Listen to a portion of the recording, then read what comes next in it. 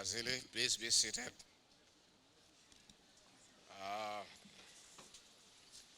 The Cabinet Secretary for Agriculture and Livestock Development, the Honorable Mithika Linturi, the Governor of Mombasa County, Sharif Nasil, Jr., members of Parliament and all political leaders, the ESK National Chairperson,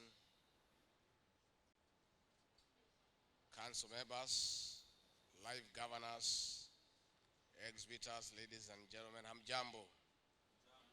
Mombasa hoye.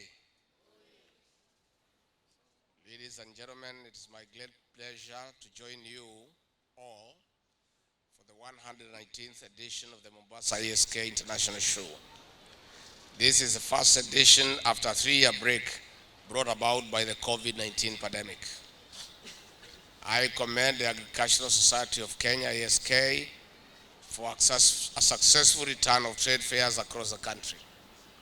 They provide a platform for exhibition, public education, and networking towards spurring development in agriculture, trade, and allied sectors.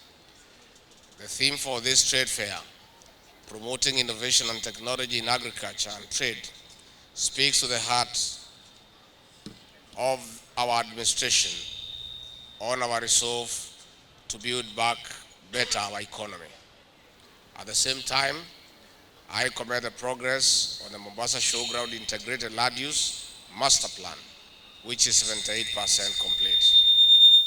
Its completion will transform the Mkomani Showground into a all-year-round exhibition, conferencing, networking, learning, and recreational park. Out of this, the first phase of the 5-year development plan of the Mkomani Conferencing and Exposition Center is expected to create 10,000 jobs, especially for our youth and innovators. Ladies and gentlemen and exhibitors, Kenya's economic growth has been heavily reliant on the agricultural sector. On average, the sector has contributed 25% directly to the GDP and 27% indirectly over the last 2 years. The sector remains central to rural economy, which is dominated by smallholder farmers who contribute about 80% of agricultural production while employing more than 40% of the total population and more than 70% of Kenya's rural population. The Kenya Kwanza government has prioritized agriculture as one of the 5 pillars of our economic recovery plan, alongside micro, small and medium enterprises, housing and settlement, healthcare, and the digital superhighway and the creative economy. Ladies and gentlemen, as you are aware, Kenya and indeed the Horn of Africa are facing extraordinary food and nutritional situation due to prolonged drought. As we speak, over 4.3 million Kenyans are in need of food and water. We have lost 2.5 million hands of livestock. The numbers grow every minute, day by day. These are not mere numbers. They are lives and livelihoods. It is absurd that we are discussing food insecurity in the 21st century. But as a government, we'll see a different Kenya in the next few months. It is our commitment. Meanwhile, I appeal to all the county governments through the Council of Governors to moot a coordinated plan to supply food from the surplus producing counties to the affected regions.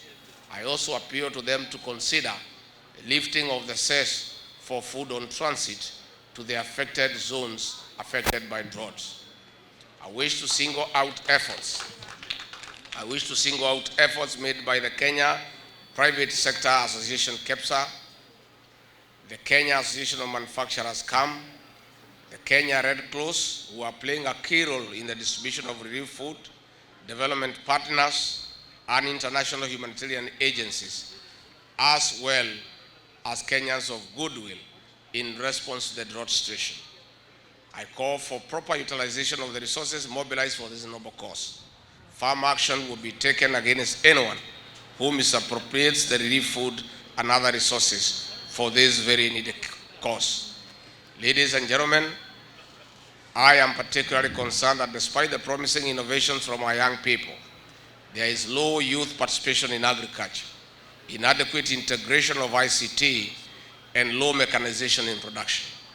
That is why we are spearheading sustained agricultural reforms to accelerate integration of smart farming as conceived under the Kenya Kwanza plan. We do not want to produce for consumption only, but income too.